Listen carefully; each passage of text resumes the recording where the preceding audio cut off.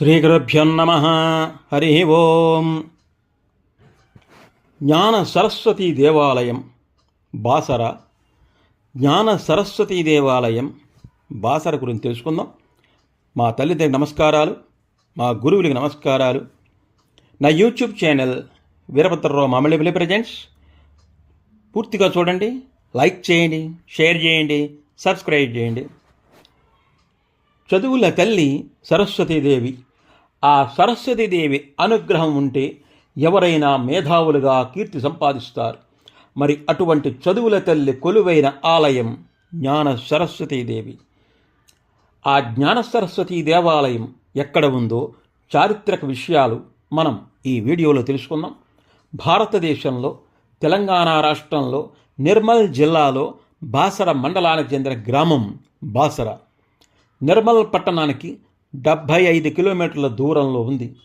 గోదావరి నది ఒడ్డున ఒక కిలోమీటర్ దూరంలో జ్ఞాన సరస్వతి దేవాలయం ఉంది. బాసరలో జ్ఞాన సరస్వతి అమ్మవారు మహాలక్ష్మి, మహాకాళి సమేతులై కొలువు తీరి ఉన్నారు. చాళుక్యుల కాలంలో నిర్మించబడినటువంటి దేవాలయం ప్రశాంతమైన వాతావరణంలో ఉంటుంది. మరి స్థల పురాణం చూద్దాం. బాసర క్షేత్రాన్ని వేదవ్యాసుడు ప్రతిష్ఠించినట్లు స్థల పురాణం చెబుతోంది. కురుక్షేత్ర యుద్ధం తర్వాత వేదవ్యాసుడు మనశ్శాంతి కోరి తన కుమారుడైనటువంటి శుకునితోటి దండక అరణ్యానికి వచ్చి ఇక్కడ గోదావరి తీరాన ఉన్న ప్రశాంత వాతావరణానికి ముగ్ధుడై ఇక్కడ కుటీరం నిర్మించి తపస్సు చేయడం ప్రారంభించాడు. వేదవ్యాస మహర్షికి జగన్మాత దర్శనమిచ్చి ముగురమ్మలకు ఆలయాన్ని నిర్మించమని ఆదేశించింది. వ్యాసుడు నదిలోంచి ప్రతిరోజు కూడా 3 గుప్పుళ్ల ఇసుక తెచ్చి 3 దేవతామూర్తులను ప్రతిష్ఠించాడు. ఇక్కడ వ్యాస నిర్మితమైన ఇసుక విగ్రహాలకు పసుపు పూసి అలంకరించి పూజలు నిర్వహిస్తారు.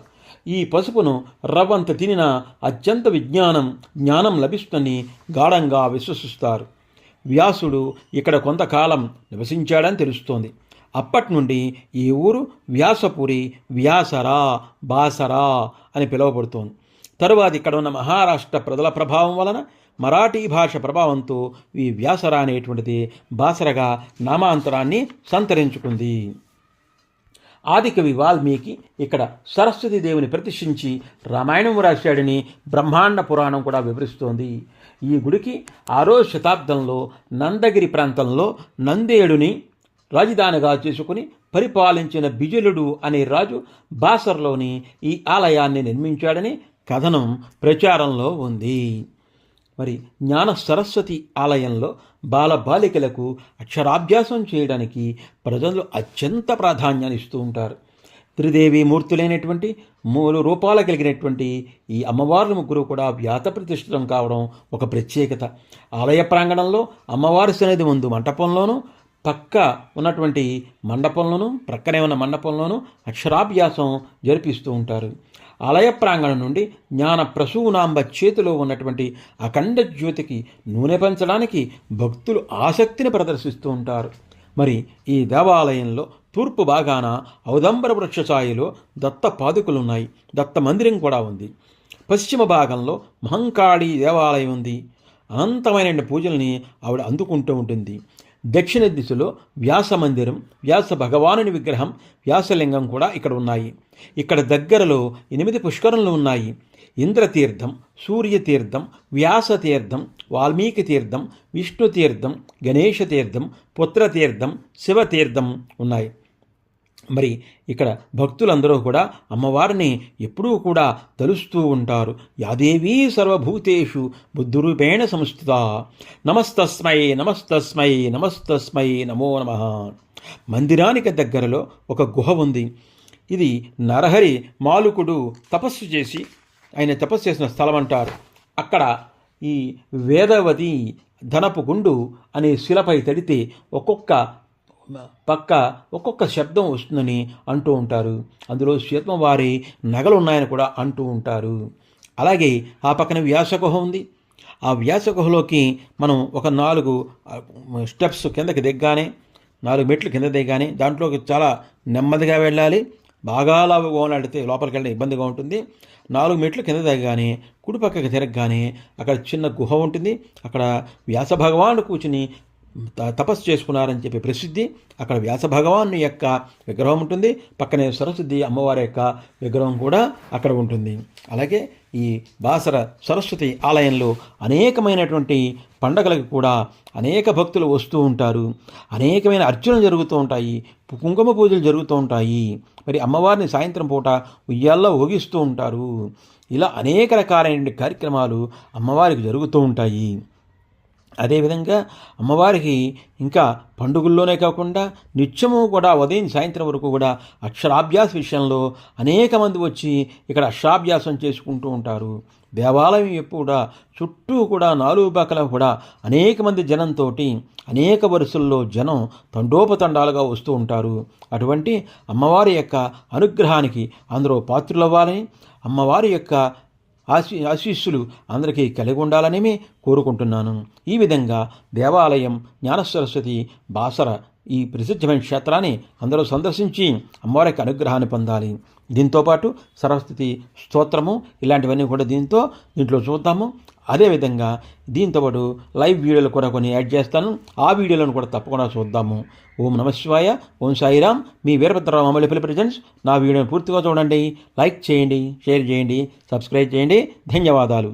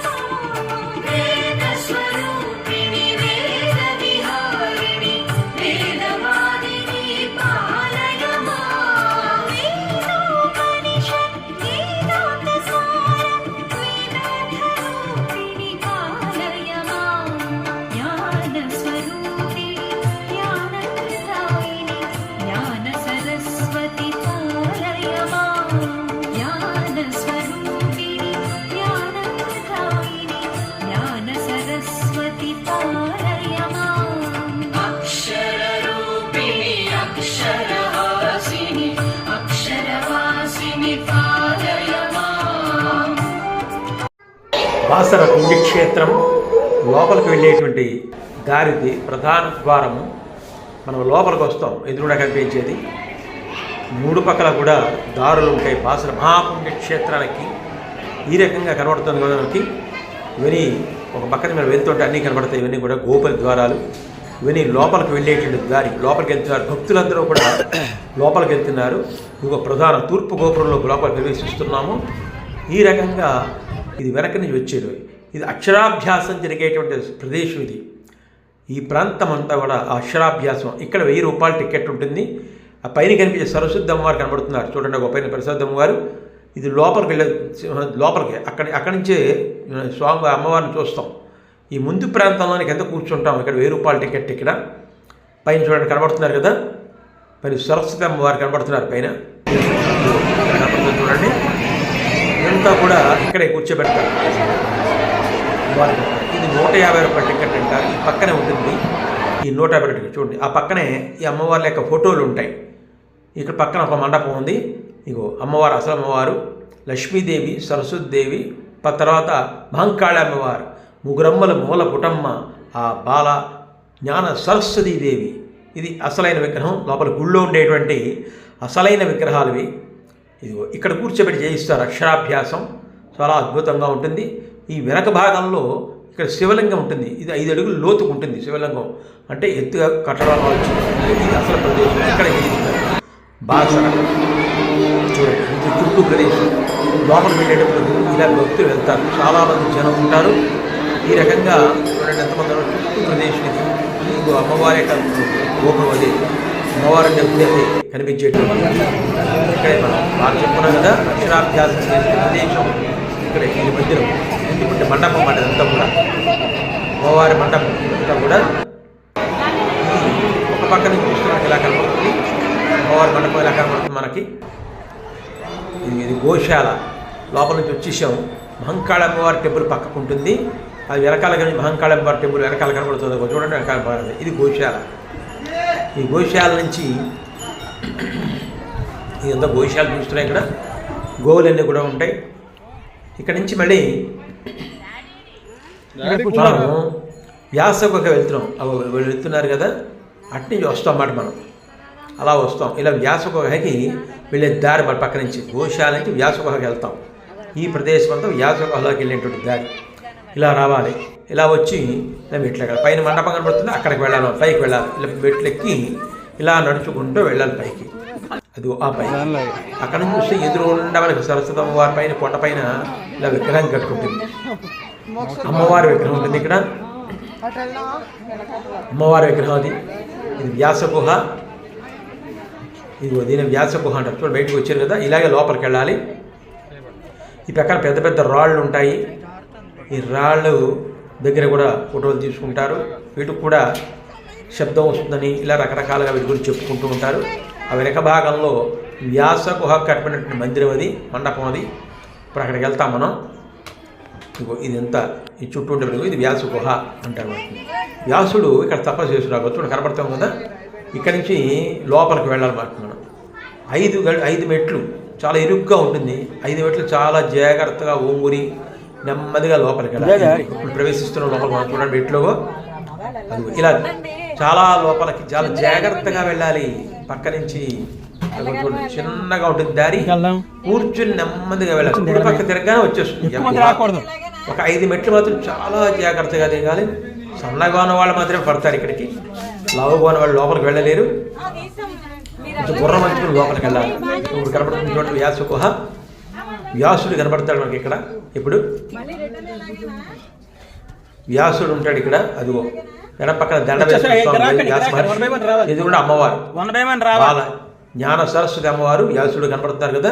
ఇది గుహ. ఇదంతా కూడా మళ్ళా ఎలా వెళ్ళేమో అలాగే వెనక్కి రావాలి బయటికి మనందరూ కూడా. అదిగో వ్యాస మహర్షి, జ్ఞాన సరస్వతి అమ్మవారు ఇక్కడ కూర్చుని వ్యాస మహర్షి తపస్సు చేసేవారు అని చెప్పుకుంటారు. మనం దూరం నుంచి కనిపించి బయటకు వచ్చేసాం. బయటకు వచ్చేసిన తర్వాత సరస్వతి కనపడుతుంది. అమ్మవారు కనపడుతున్నారు మనకి. ఎంత అమ్మవారికి వ్యాసగుహ ఇందాక చూసాం కదా. ఇది మండపం. ఇలాగ లోపలికి అలా బయటకు వచ్చేస్తాం. అంటే ఎలా వెళ్ళాం అలా వచ్చేస్తాం బయటికి. మళ్ళా వచ్చిన తర్వాత మళ్ళా కూర్చుంటే మళ్ళీ వెనక్కి వచ్చేస్తాం. మళ్ళీ ఎలా వెళ్ళామో అలాగే వెనక్కి వచ్చేస్తున్నాం. మళ్ళీ గోశాల దగ్గరికి వచ్చేస్తాం. ఇలా తిన్నగా గోశాల దగ్గరికి వచ్చేస్తాం. ఇదంతా గోశాలకు వచ్చే దారి. వ్యాసగుహ నుంచి బయటకు వచ్చేటువంటి దారి. ఇక్కడ వ్యాస మహర్షి తపస్సు చేసి గోదావరి నది, పాసర సరస్వతి అమ్మవారు, గోదావరి నది. ఆ వెనక పక్కన బ్రిడ్జ్ కనపడుతుంది మనకి. గోదావరి పరివాహము ఇదంతా కూడా చక్కని ప్రదేశం. చాలా బాగుంటుంది చూడడానికి. చాలా అద్భుతంగా ఉంటుంది ఇక్కడ. చాలా బాగుంటుంది చూడడానికి ప్రదేశం అంతా కూడా. గోదావరి హారతి, గోదావరి నదికి హారతి పడతారు ఇక్కడ. హారతి జరిగిన సమయం అప్పుడే హారతి కంప్లీట్ అయింది, పూర్తయిపోయింది. వీళ్ళందరూ కూడా సిద్ధంగా ఉన్నారు. చాలా అద్భుతంగా అవుతుంది చూడడానికి ఈ కార్యక్రమం అంతా కూడా. గోదావరి వెనక భాగంలో మనకి హారతిగా బ్రిడ్జ్ కనపడుతుంది. ఇక్కడ చూడండి దీపాలు వెలిగించుకుంటారు. అందరూ దీపాలు వెలిగించుకుంటున్నారు ఇక్కడ. ఈ రకంగా చాలా చక్కగా ఉంటుంది చూడడానికి ప్రదేశం అంతా కూడా. ఆ కనిపించేది నేనే, వీరభద్రరావు మామిడి ప్రజెంట్స్. చాలా బాగుంటుంది. గోదావరి బ్యాక్గ్రౌండ్ చాలా బాగుంది కదా ఇదంతాను. అద్భుతంగా ఉంటుంది. చూడండి, దీపాలు వెలిగించుకోవచ్చు. మీ అందరూ దీపాలు వెలిగించుకున్నాయి. అక్కడ అమ్ముతారు. కొందరు 50 రూపాయలు ఇస్తే వాళ్ళకి దీపాలు అమ్ముతారు. అక్కడ ఆ ఒత్తిడి అమ్ముతారు. నెయ్యి ఒత్తిడి అమ్ముతారు. మనం కొనుక్కొని ఇక్కడ దీపాలు వెలిగించుకోవచ్చు. అందరం కూడా చక్కగా. ఓకే, భారతి గారు, అన్నపూర్ణ గారు, శైలి అందరూ కూడా వచ్చేందుకు మీ అందరం కూడా ఈ బాసర సరస్వతి దర్శించుకున్నాం. మీ అందరం కూడా ఇది చాలా బాగుంటుంది చూడడానికి. చాలా అద్భుతంగా ఉంటుంది. దీపాలు మంచి కన్నుల పండుగగా ఉంటుంది. సన్నివేశం సాయంత్రం కార్యక్రమం ఇది. ఇక్కడ మెట్ల మీద కూడా చాలామంది స్నానాలు చేస్తూ ఉంటారు. చీకటి పడుతోంది. మొదటి బోట్ షేర్ ఉంటుంది కింద. చాలా అద్భుతంగా ఉంటుంది. బోట్ షేర్ చాలా బాగుంటుంది. కింద బోట్ ఎక్కువప్పుడే బోట్ నడుస్తుంది. అది వెనక భాగంలో లైట్లు కనబడుతున్నాయి. బోట్ షేర్ చాలా బాగుంటుంది. అంతా కూడా అద్భుతం. ఇంకా గోదావరి బ్యాక్గ్రౌండ్ మనకు అంతా కనబడుతుంది. బోట్ షేర్ వెళ్తున్నాం. అందరం కూడా చాలా బాగుంటుంది. బోట్ షేరు వెనక భాగంలో గోదావరి నది, చివరిలో బ్రిడ్జి కనబడుతుంది. ఈ దీపాలు వెలిగించుకోవడం, ఈ కార్యక్రమం అంతా కూడా మనకి చాలా అద్భుతంగా ఉంటుంది. గోదావరి నది ఒడ్డున దీపాలు వెలిగించుకోవడం ఒక అదృష్టంగా భావించాలి. ఈ బోట్ షేర్ ఒక చూడండి, బోట్స్ అలా వెళ్తున్నాయి కదా. బోట్ షేర్లో ఇలాగా బోట్ షేర్ తిప్పుతాడు. 1 కిలోమీటర్ ఇంచుమించుగా ఆ సరౌండింగ్ అంతా కూడా అలా తిప్పుకుంటూ వస్తాడు బోట్ షేరు. ఇదంతా గోదావరి నది. గోదావరి నది టెంపుల్కి సుమారుగా 1 కిలోమీటర్ దూరంలో ఉంటుంది. ఈ టెంపుల్కి ఈ గోదావరి నది. వ్యాస మహర్షి ఇక్కడికి వచ్చి స్నానం చేసి ఇక్కడ చేసుకుబెట్టుకెళ్ళి అక్కడ అమ్మవారి యొక్క విగ్రహాలని విసుగుతూ తయారు చేసి చెప్తారు. పురాణ కథనం. ఒక బ్రిడ్జి కనబడుతుంది మనకి దూరంలోనూ. అప్పటికి రాత్రి అయిపోయింది. ఆ బోట్ మీద వెళ్తున్నప్పుడు ఆ వెనక లైట్లన్నీ కూడా ఎంత అద్భుతంగా మనకి సీనరీ కనబడుతుంది. చాలా బాగుంటుంది. రాత్రిపూట వలని అంత అద్భుతంగా అనిపించింది. ఒక థ్రిల్లింగ్గా ఉంటుంది అంతా కూడా బోట్ షేరు. మన బోట్లో ఇక్కడ దీపాలు కూడా వెలిగించుకోవచ్చు. కొన్ని దీపాలు నదిలో వదిలిపెట్టడం. శ్రీమతి అన్నపూర్ణ దీపం వెలిగించి నదిలో వదిలిపెడుతుంది. అందరూ కూడా ఇలా చక్కగా దీపాలు వెలిగించుకుంటే ఎంతో అద్భుతమైన కార్యక్రమం. తప్పకుండా గోదావరి నదిలో దీపాలు వెలిగించి మహాపుణ్యం. మనం వెళ్తూ ఉంటే అక్కడ చూడండి, చేతిలో చిన్న చేప పిల్ల కనబడుతోంది. ఆ బోట్లోకి వచ్చి ఎగిరిపడింది అది. ఆ చేతి పట్టుకుని చూపిస్తున్నాడు. అది బాగుంటుంది. చాలా బాగుంటుంది. దీపాలు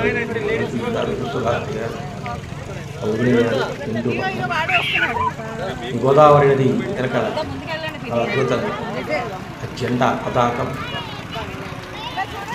చాలా బాగుంటుంది. చూడడానికి థ్రిల్లింగ్గా ఉంటుంది.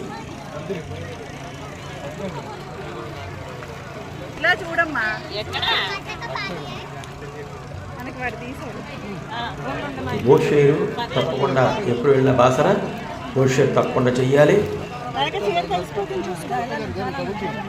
గోదావరి నది వెనక ఒక బ్రిడ్జి కనబడుతుంది. ఇది రాత్రిపూట. ఆ బోట్లో ఒక జెండా ఉంది. కాషాయ రంగు జెండా ఉంది. హనుమాన్ జెండా. అక్కడి నుంచి స్లో మోషన్లో అలా వస్తున్నట్టు తీసుకున్న ఫోటో ఇది. Veerabhadrarao available presents. ఆ నడుస్తూ వచ్చినది నేనే. ఇదొక థ్రిల్లింగు. ఈ రకంగా అద్భుతంగా ఉండేటువంటిది ఈ కార్యక్రమం. చాలా బాగుంటుంది. స్లో మోషన్లో తీసుకున్న ఫోటో ఇది. గోదావరి నది బ్యాక్గ్రౌండ్ బోట్ మీద.